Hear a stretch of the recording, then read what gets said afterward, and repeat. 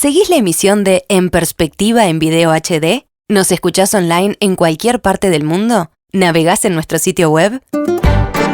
Te invitamos a sumarte como socio 3.0. Nuestros servicios digitales solo son posibles si cuentan con un abono mensual de aquellos que los valoran. ¿Cómo inscribirse? Más información en www.enperspectiva.net/socios.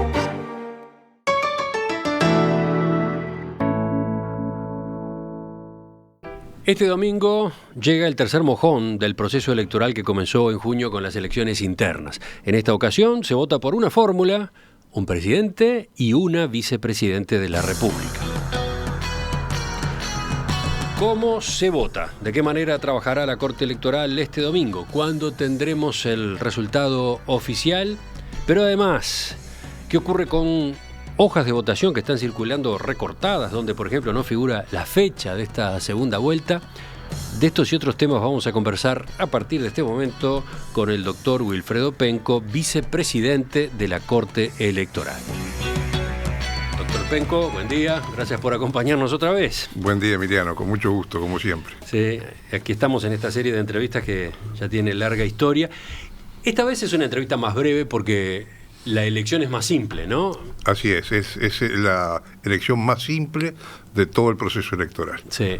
De todos modos, hay algunas preguntas, hay algunas dudas, los oyentes mismos nos han acercado planteos, así que vamos a dedicar unos minutos y después, bueno, seguiremos con otros asuntos. Empecemos por lo básico de la elección del domingo. ¿Cuántos habilitados hay? Hay 2.699.980 habilitados. Es el mismo padrón que votó en octubre, con algunos pequeñísimos ajustes, porque la tarea depuradora que ha tenido la Corte en materia de padrón electoral ha sido muy intensa. Es el padrón más depurado de toda la historia electoral uruguaya, pero como la tarea, fue muy intensa, se cometieron algunos errores y hay un par de decenas de personas cuyas inscripciones fueron canceladas erróneamente y por lo tanto se dejaron sin efecto. ¿Qué pasó? Esa cancelación. ¿Confusiones de nombres, por ejemplo? Aunque parezca mentira, hay personas que se llaman igual en nombres y apellidos, y hasta tienen edades similares, y como los certificados de fallecimiento no vienen con credencial cívica, eso puede dar lugar a confusión, como le ha dado efectivamente, ¿no? Así que entonces, toda la vida ha pasado esto. Lo que ocurre es que, como digo, se han cancelado tantos que la proporción de los errores ha aumentado un poco, pero son 20 casos nomás. Esa cantidad de habilitados, ¿qué implica con respecto a otros casos de segundas vueltas, los anteriores que hemos tenido? Bueno, ha habido un aumento, indudablemente, en relación con las elecciones del 2014. No sé si era obvio que iba a aumentar el padrón. La población de Uruguay no cambia tanto. No cambia, pero justamente hay una relación entre un padrón depurado y un padrón no depurado. Un padrón no depurado hace que, por ejemplo, la cantidad de electores que efectivamente sufragan, porcentualmente sea menor si no hay una depuración efectiva. Por eso estamos llegando a porcentajes tan altos de votación, que son ejemplo en América Latina, del 90% de participación. Eso no se da en América Latina, y eso se debe, entre otras cosas, a un padrón depurado. Bueno, y a que el voto es obligatorio. Y también a que el voto es obligatorio también, por supuesto que sí. Los dos elementos van de la mano. Entonces, ha habido un crecimiento, efectivamente, respecto a la elección del 2014. Tenemos 79.189 más electores, y con relación a la elección del 2009, 136.730 más. ¿Cuántos circuitos de votación habrá esta vez? Igual que en la elección de octubre, 7.122. Es el mismo plan circuital. El mismo plan circuital. Con algunos pequeños ajustes también en cambios de locales que han sido establecidos en cada departamento. Son 5 casos en Montevideo. Hay algunos pocos casos más en el interior del país. Son locales que entre octubre y noviembre están en reforma, claro, cosas de y eso. entonces han tenido que cambiarse, pero en forma muy cercana.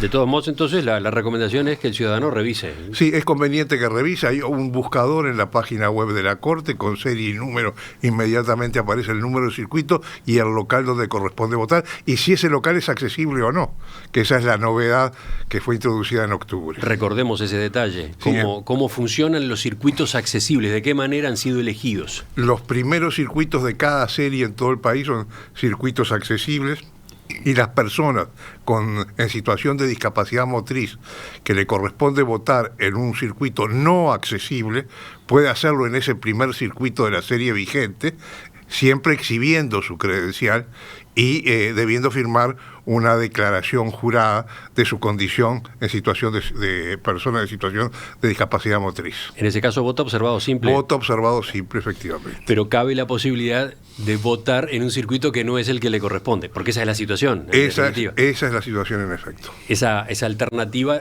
no está prevista en general, ¿no? La ley que se aprobó este año es lo que lo habilita, porque no se puede votar fuera del circuito, salvo en los circuitos rurales, y las personas que integran comisiones receptoras de votos son los custodias o funcionarios electorales que asisten a comisiones receptoras de votos. Son las únicas excepciones que la ley establecía hasta esta nueva disposición que habilita a las personas en situación de discapacidad motriz. Esas personas entonces pueden votar en el primer circuito de la serie. El primer circuito de la serie siempre va a ser un circuito accesible y va a estar ubicado en el mismo lugar. Así es. Aclaro, aunque sea un tecnicismo, de la serie vigente. Perdón. Porque su serie puede ser una serie que está en extinción, no ha hecho el traslado a la serie vigente, y por lo tanto es en la serie vigente el primer circuito al que le corresponde votar si está en esa situación. Bueno, vayamos al nudo de la cuestión. ¿Qué se elige el próximo domingo? Se elige presidente y vicepresidente de la República. Punto, nada más. Nada más. Absolutamente nada más. El Parlamento ya fue definido. Así es. Las juntas electorales departamentales también. También. No hay consulta popular de reforma constitucional. Lo único que se elige es presidente y vicepresidente de la República. Y por lo tanto, en el cuarto secreto hay 2 papeletas. 2 hojas de votación, exclusivamente. Llamémosla correctamente, entonces, 2 hojas de votación. Así es, que no tienen lema, no tienen el nombre de ningún partido, ninguna de las 2, sino los nombres de los candidatos a presidente y a vicepresidente de la República y la fecha de la elección. Esos son los datos fundamentales, con la fotografía que identifica a las personas cuyos nombres figuran en esas hojas. Esas son las hojas de votación. Y al mismo tiempo usted acaba de describir la información básica que obligatoriamente debe tener cada una, ¿no? Así es, esa es la descripción sucinta, fundamental, de los datos que contienen esas hojas de votación. Naturalmente que los nombres, la denominación de presidente y vicepresidente de la República también está establecida en cada hoja, junto con los nombres respectivos de los candidatos. Bueno, entonces, una posibilidad es que el ciudadano vaya, coloque en el sobre una de esas 2 hojas. Así es, eso es lo que va a ocurrir. Ahí está. Seguramente en forma masiva. Pero también está la opción del voto en blanco y la opción del voto anulado. ¿Qué es un voto en blanco? Un voto en blanco es cuando alguien no introduce ninguna de las hojas de votación, que el sobre está en blanco, no tiene nada dentro del sobre, o alguien introduce un objeto extraño en el sobre. Es decir, un boleto de ómnibus, un billete, un papel en blanco. Eso es un voto en blanco también. ¿Con esos objetos es un voto en blanco? Sí, por supuesto, es un voto en blanco porque no hay hoja de votación. Y por lo tanto, no hay anulación de hoja de votación, que es lo que se anula en definitiva. Y entonces viene la pregunta siguiente, ¿qué es un voto anulado? Un voto anulado es cuando se introduce una hoja de votación, cualquiera de las 2, pero junto con esa hoja de votación se introduce también un objeto extraño, o esa hoja está rota, o está rayada, o está doblada de una manera singular que puede identificar el voto. Esas son las hipótesis de voto anulado. ¿Qué pasa si alguien pone 2 hojas de votación iguales? En ese caso, la ley establece que se anula una de las hojas y la otra se valida. Ajá. ¿Y si se pone 3? Allí se anula el total del contenido del voto, es otra de las causales de anulación. Esa es una diferencia importante. Así que si usted pone 2 hojas de votación de la misma fórmula, no es grave. Una de las 2 hojas se olvida y el voto vale. Ahora, si pone 3, ya es un voto anulado. Así es, se anula el total del contenido del sobre. Del mismo modo que se anularía si uno introduce las 2 hojas de votación que están en el cuarto secreto. Las 2 distintas. Es decir, las 2 diferentes, efectivamente. En definitiva, entonces, suena raro decirlo, pero el ciudadano tiene el domingo 4 opciones, ¿no? La fórmula 1, la fórmula 2 y por otro lado el voto en blanco y el voto anulado. Sí, son 4 hipótesis. 4 hipótesis, sí, digamos. porque en realidad hay quienes efectivamente anulan la hoja de votación deliberadamente como opción, sí. Y hay otras que cometen un error muy frecuente en las elecciones nacionales, introducir la hoja de votación con la bolsa de nylon que claro. se le suele entregar en las campañas electorales, y eso está marcando el voto, es un objeto extraño, esa bolsa de nylon, y por lo tanto esa hoja va a ser anulada. Ah, ojo con la bolsita de nylon, entonces. Sí, en general, en este caso no he visto que se entregue con bolsa de nylon, pero siempre un elemento extraño, un objeto extraño puede anular la hoja de votación. Acá tengo una consulta que llegaba ayer de María Eugenia a propósito de cómo hay que doblar la hoja de votación para que el doblez sea válido. Bueno, se puede doblar de diferentes maneras. Lo que no se puede es hacer un doblez que identifique al voto a la hoja por su singularidad. Es decir, si uno hace un barquito con la hoja de votación, lo está doblando de manera tal de que va a terminar siendo anulada esa hoja, por ejemplo. Pero se puede doblar en un sentido, se puede doblar en el otro. Sí, no hay inconveniente. Se puede doblar en 3 partes. También ¿sí? podría, sí. En 4. Ya en 4, ya ahí puede dar lugar a interpretar de que el voto se está singularizando. No hay razón para doblarlo en 4, cuando doblándolo en 2 es suficiente para que entre en el sobre. Ajá. Se podría doblar en 3, pero ya más de 3 yo creo que podría dar lugar a la interpretación por parte de la comisión receptora de que ese doblez está singularizando el voto. Bueno, aclaradas entonces todas estas cuestiones, pasemos a lo fundamental. ¿Cómo se define la elección del presidente de la República? Se define estableciendo a través del cómputo correspondiente quién tuvo más votos en la elección del próximo domingo. ¿Cuál de las 2 hojas de votación supera a la otra? Así es.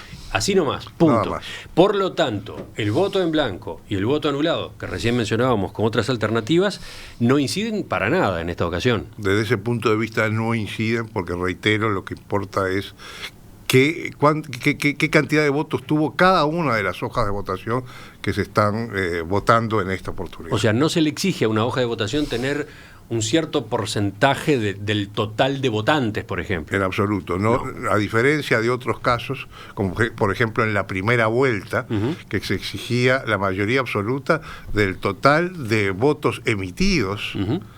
Ahí sí se contaban los votos en blanco y también los votos que implicaban los sobres cuyas hojas de votación habían sido anuladas, los llamados votos anulados. En esa instancia sí se contaba todo el universo de votos emitidos, pero ahora lo que interesa es contar los votos que tuvo una u otra hoja. En definitiva, el que gana, gana, ¿no? El que tiene un voto más que el otro, ganó. Teóricamente sí. Punto. Y los votos en blanco y votos anulados serán mensajes que la gente querrá pasar, se interpretarán después por los analistas, pero es otra historia. Es otra historia. Enseguida completamos la entrevista con el doctor Wilfredo Penco, vicepresidente de la Corte Electoral, esta entrevista que dijimos hemos hecho tantas veces antes de actos electorales y que tal vez es más breve porque la votación es más simple. De todos modos, tengo acá varias preguntas de los oyentes, voy a incorporarlas, así ya liquidamos las dudas básicas. Este domingo tendrá lugar la segunda vuelta de las elecciones nacionales, se define presidente y vicepresidente de la República. Es el balotaje, algunos lo llaman así. Estamos aclarando dudas, las últimas dudas, con el doctor Wilfredo Penco, vicepresidente de la Corte Electoral, ministro de la Corte desde el año 1996. Presenta Datalogic Facturación Electrónica para profesionales y unipersonales. Doctor Penco, en las redes sociales han circulado videos en los que se observa la distribución de papeletas cortadas de una de las fórmulas presidenciales. Les falta la parte de abajo, donde se ubica la fecha de la elección. ¿Qué pasa si una persona coloca esa papeleta en el sobre? Es un objeto extraño.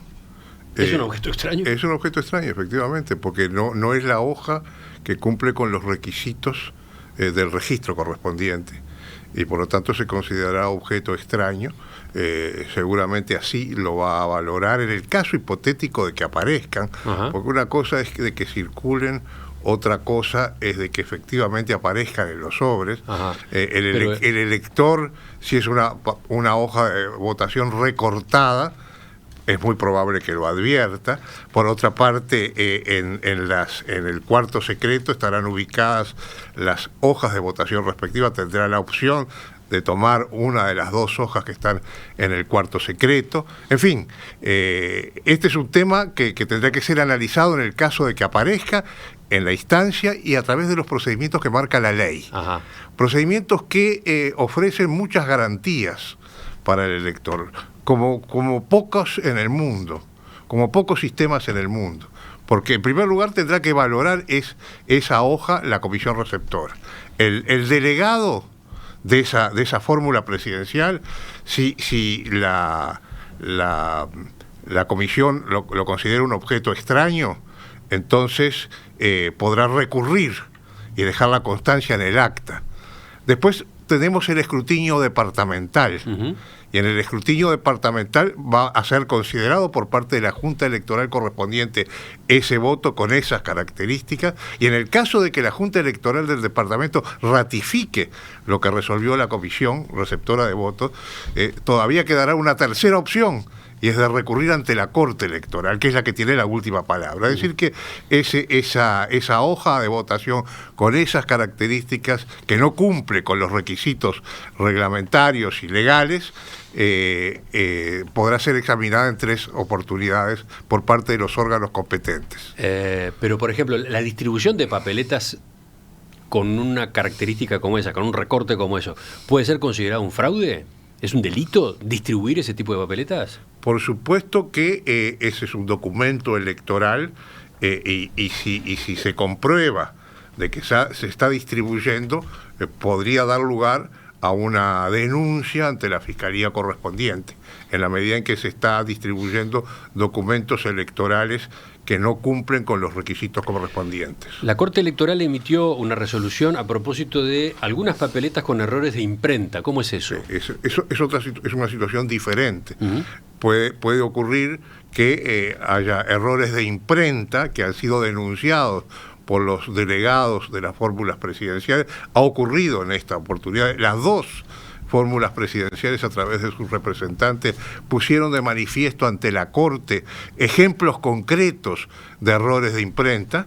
Y la Corte los ha considerado errores de imprenta y así lo ha comunicado a todas las juntas electorales. Es decir, que pese a esos errores de imprenta, esas hojas serán validadas, y así lo ha establecido la Corte, conforme a lo que, por otra parte, dispone la ley.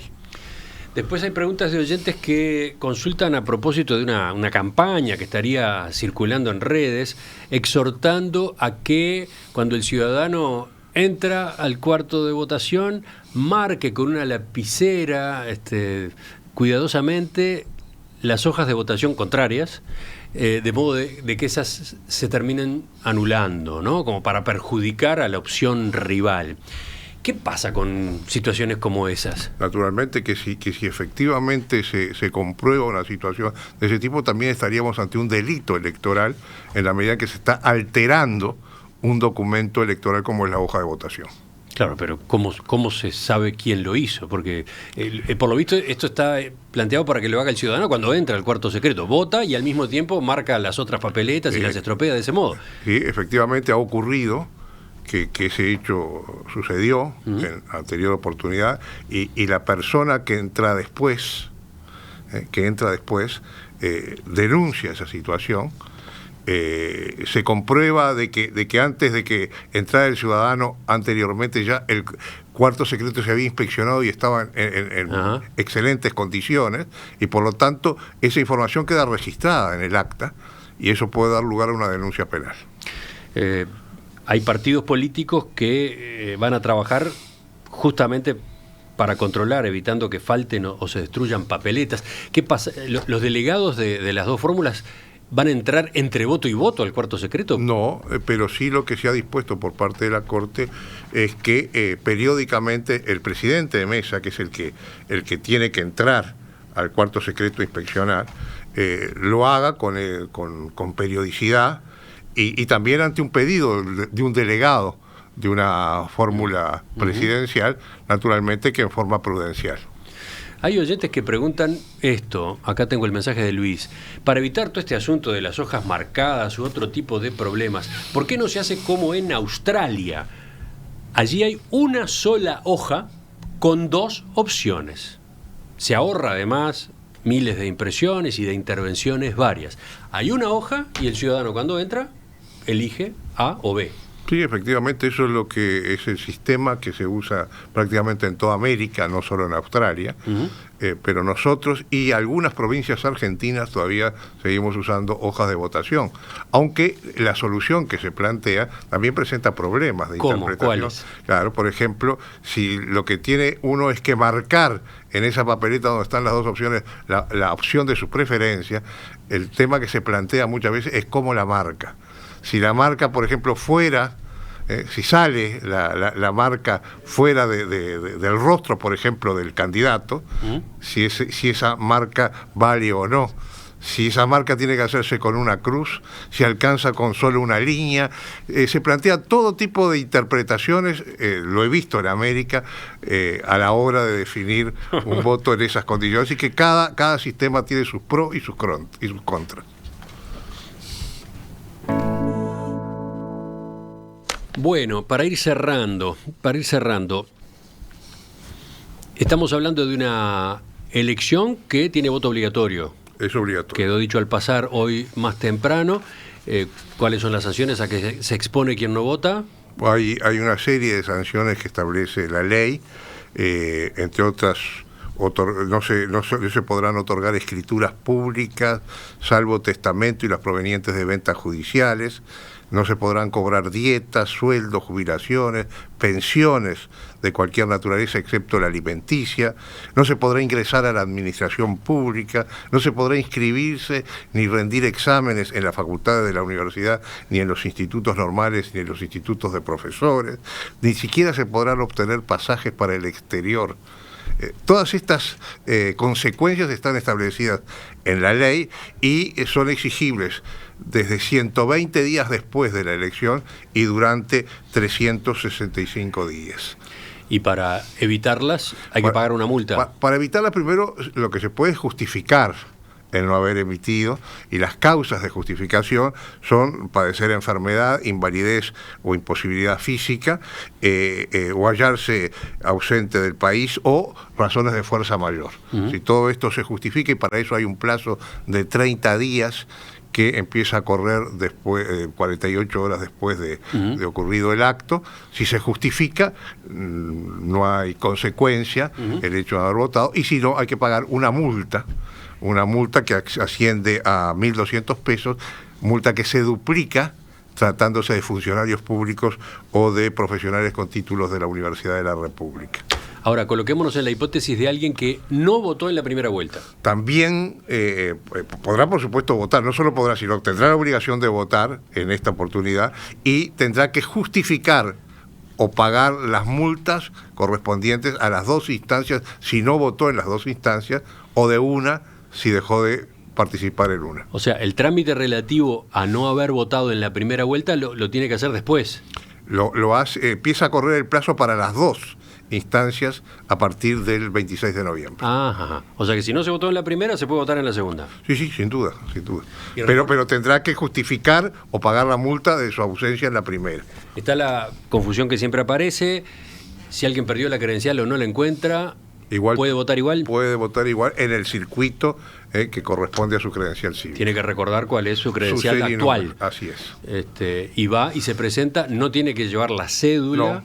donde simplemente hay que recordar su serie y número, y en la comisión receptora aparecerá el cuaderno, el legajo de hojas electorales, que es el legajo de las copias de las credenciales con la fotografía correspondiente. Y lo último, ¿en qué momento de la noche del domingo la Corte Electoral va a dar el resultado del escrutinio primario? Este es un escrutinio muy sencillo, como veíamos hoy. Hay que registrar 4 datos fundamentales en el acta. También hay que registrar el número de votos observados y el número de votos no observados. Evidentemente aumenta el número de votos observados a partir de la ley que habilita a votar fuera del circuito a las personas en situación de discapacidad, pero son 6 datos entonces los que hay que registrar fundamentalmente: votos observados, votos no observados, votos por una candidatura, por otra, en blanco, y sobres que contenían hojas de votación anuladas. Es muy sencillo, a punto tal de que no se va a llevar un registro voto a voto en la aplicación correspondiente en la tableta, sino que se va a hacer todo el escrutinio manual, se va a labrar el acta, y después los datos esos que son tan pocos se van a pasar a la aplicación y se van a transmitir informáticamente a los servidores de la Corte, de manera tal de que si en octubre, con una elección mucho más compleja, tuvimos los votos en las actas, los datos de las actas en un 90% entre las 12 y la 1, yo espero que entre 10:30 y 11 vamos a tener un porcentaje similar de datos procesados.